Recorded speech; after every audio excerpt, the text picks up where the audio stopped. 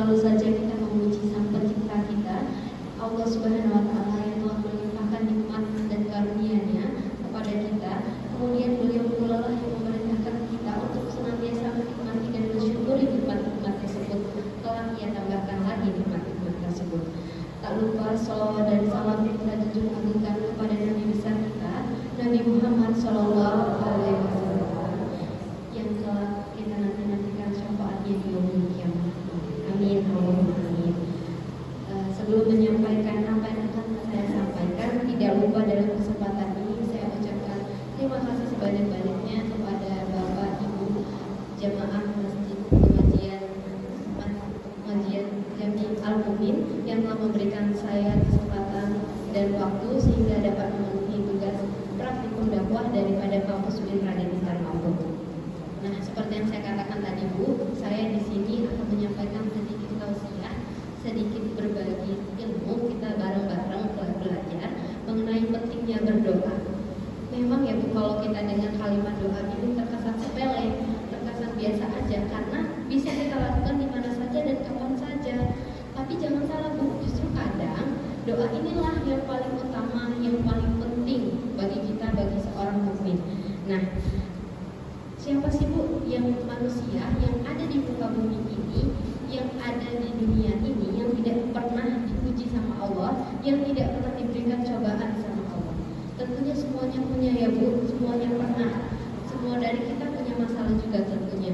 Mungkin di sini ada yang lagi pusing mikirin bayar utang, mungkin ada yang belum diberikan keturunan, atau mungkin ada yang lagi sakit. Kita doain semoga semuanya cepat selesai masalahnya masing-masing. Amin. Karena setiap kita punya masalah, setiap manusia yang ada di dunia ini punya masalah. Ada satu cara Bu yang paling utama, tapi sering dilupain sama seorang mukmin, sama kita ini sering dilupain. Apa itu? Itu doa. Doa adalah bentuk ungkapan tulus dan ikhlas dari hati kita kepada Allah, di mana kita bisa mengakui kekuasaannya, memohon rahmatnya, serta memohon bimbingannya. Nah, doa ini juga Bu merupakan salah satu komunikasi langsung kita dengan Allah, di mana kita bisa komunikasi, kita bisa ngadu sama Allah apa aja yang kita mau, apa aja yang pengen kita sampaikan sama Allah. Nah, sebagai Sang Pencipta, Allah juga gak mau membuat hamba-hambanya ngerasa sulit, gak mau membuat hamba-hambanya ngerasa payah dalam berdoa sama beliau. Allah kasih kita cara berdoa dengan yang gratis, gak perlu keluar biaya, dengan mudah. Gimana caranya? Cukup mengadakan kedua tangan dan meminta apa yang kita minta sama Allah. Insya Allah Allah dengar, insya Allah Allah kabulkan. Nah, saking senangnya Allah sebagai Sang Pencipta kita dengan kita berdoa, Allah bilang Bu dalam Quran surah Al-Baqarah ayat 186 yang berbunyi, A'udzubillahi minasyaitonirrajim, Bismillahirrahmanirrahim. Wa idza sa'alaka ibadi anni fa inni qarib ujibu da'watad da'i iza da'ani falyastajibu li wal yu'minu la'allahum yarshudun.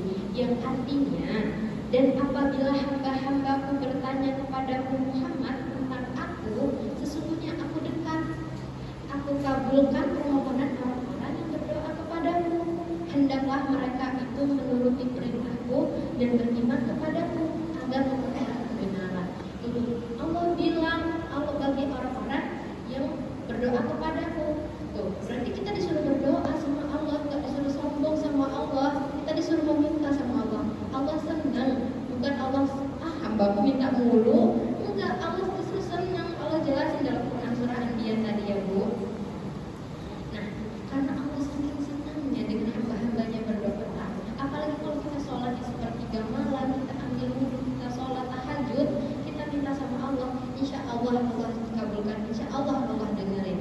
Cuman mau dikabulkan atau enggaknya doa kita itu udah urusan Allah ya Bu. Karena doa ini adalah meminta, bukan memaksa. Jadi kita tahu batasnya minta. Kalau maksa kan ya namanya maksa ya Bu ya.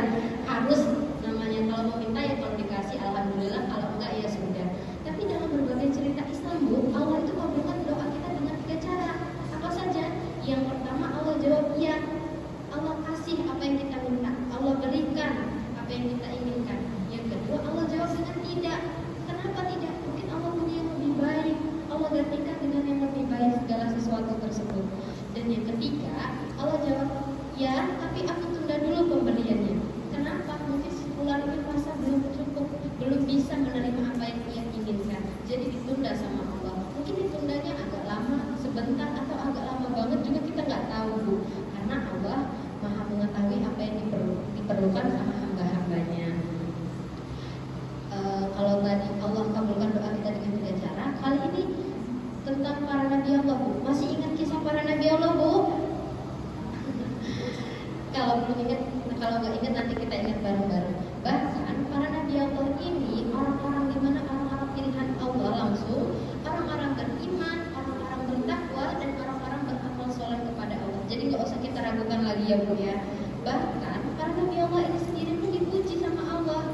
Salah satu ceritanya dari Nabi Ayub alaihissalam, di mana Nabi Ayub ini diberikan sakit sama Allah. Sakitnya bukan kayak kita, sakit pilek, sakit flu itu bukan, tapi Allah kasih dia penyakit yang menjijikan. Di mana penyakit menjijikannya bukan setahun, bukan sehari, bukan 2 hari, bukan seminggu atau 2 minggu, atau bahkan sebulan 2 bulan, tapi Allah kasih penyakit menjijikan itu menahun.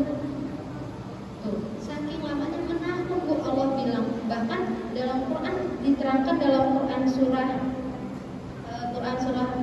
Anbiya ayat 83 yang berbunyi, Auzubillahiminasyaitonirrajim, Bismillahirrahmanirrahim. Wa ayyuba iznada rabbahu anni masaniya dulu wa anta arhamur rahimin. Yang artinya, dan ingatlah kisah Ayub ketika dia berdoa kepada Tuhannya. Ya Tuhanku, sungguh aku telah ditimpa masalah, ditimpa penyakit, padahal Engkau Tuhan yang Maha Penyayang dari semua yang penyayang. Dan Engkau adalah Tuhan dari yang penyayang. Engkau adalah yang penyayang dari yang Maha Penyayang. Tuh, Nabi Ayub aja mengakui, Bu. Nabi Ayub merasa kecil di hadapan Allah. Tapi kenapa kita nggak mau berdoa sama Allah? Jadi kita harus meminta ya, Bu. Tuh, karena Allah dengar doa Nabi Ayub yang begitu tulus, akhirnya Allah jawab lagi dalam Quran surat selanjutnya, di Quran surah Anbiya juga, yang berbunyi, Auzubillahiminasyaitonirrajim, Bismillahirrahmanirrahim. Fastajabna lahu fakasafna ma bihi min durin wa atainahu ahlahu wa mislahu ma'ahum rahmatan min indina wa zikra lil abidin. Yang artinya, maka kami kabulkan doanya, lalu kami lenyapkan penyakit yang ada padanya, dan kami kembalikan keluarganya kepadanya, dan kami lipat gandakan jumlah mereka sebagai suatu rahmat dari kami, dan untuk peringatan bagi orang-orang yang menyembah kami. Tuh, Allah bilang, dan peringatan untuk orang-orang yang menyembah kami. Berarti untuk kita semua, Bu, selagi kita mau berdoa sama Allah, selagi kita mau meminta sama Allah, insya Allah Allah kabulin. Bukan untuk Nabi Ayub saja, bukan untuk Nabi Allah saja, tapi untuk kita semuanya. Nah, kalau yang tadi kisah Nabi Ayub yang dengan penyakit menjijikannya, yang kali ini, Bu, lebih gak masuk akal lagi tentang cerita Nabi Allah ini. Apa itu? Kisah Nabi Zakaria, di mana Nabi Zakaria ini sudah faktor usia, suami istrinya dalam keadaan mandul, tapi beliau ini belum punya anak. Kalau di mata kita, di mata manusia mah udah gak mungkin punya anak, udah gak mungkin punya keturunan. Gimana mau punya keturunan kalau beliau sudah tua dan istrinya mandul? Tapi karena ini, Bu, Nabi Zakaria gak pernah lelah berdoa sama Allah.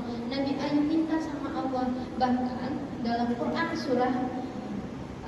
surah Maryam ayat 4 yang berbunyi, Auzubillahiminasyaitonirrajim, Bismillahirrahmanirrahim.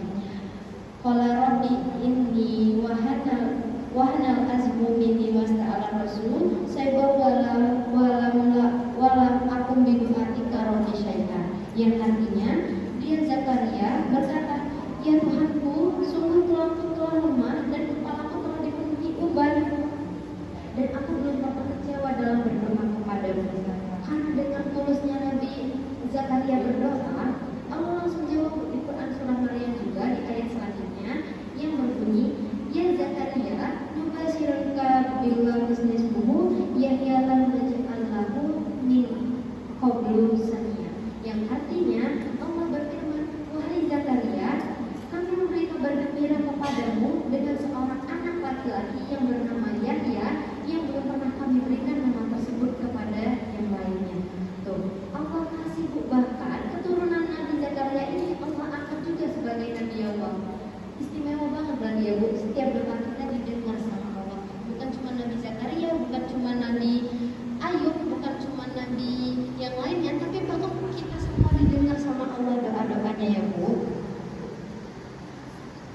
Dari kisah tadi kita tuh harus yakin kalau Allah ini maha mengabulkan doa-doa kita. Bahkan yang terkesan gak mungkin pun Allah jawab doa-doa kita. Jadi gak ada yang gak mungkin ya di dunia ini kalau kita masih mau meminta sama Allah. Tapi barang siapa hambanya yang tidak mau meminta sama Allah, merasa enggan sama pertolongan Allah, merasa gak perlu sama pertolongan Allah, Allah hukum dia, Allah masukkan ke api neraka. Alhamdulillah ini dari semoga kita jauh-jauh ya Bu dari golongan-golongan tersebut. Amin. Nah, saking doa ini penting banget Bu, bahkan Nabi Muhammad SAW pun ikut bersabda, berdoalah kalian kepada Allah dalam keadaan yakin bahwasanya Allah akan mengabulkan doa-doa kalian, daripada hadis riwayat Tirmizi. Jadi udah jelas banget ya Bu, doa kita insya Allah didengar sama Allah, doa kita insya Allah dijabar sama Allah. Tapi kita nggak tahu kapan waktunya, pelan-pelan. Kalau kata orang-orang mah doa ini tuh diibaratkan sama anak panah yang dilepaskan di tengah hutan dalam keadaan malam hari, tapi suatu saat bakal mengenai tujuan itu sendiri, bakal kena di titik-titiknya sendiri. Maka dari itu kita disuruh berproses, disuruh menunggu, disuruh sabar sama Allah juga. Nah, bahkan Imam Syafi'i rahimahullah berkata, janganlah engkau mengejek doa dan janganlah engkau meremehkan doa. Kau tidak tahu apa yang bisa dilakukan doa. Berarti udah luar biasa banget ya Bu, doa yang kita lakukan secara gratis yang bisa kita lakukan di mana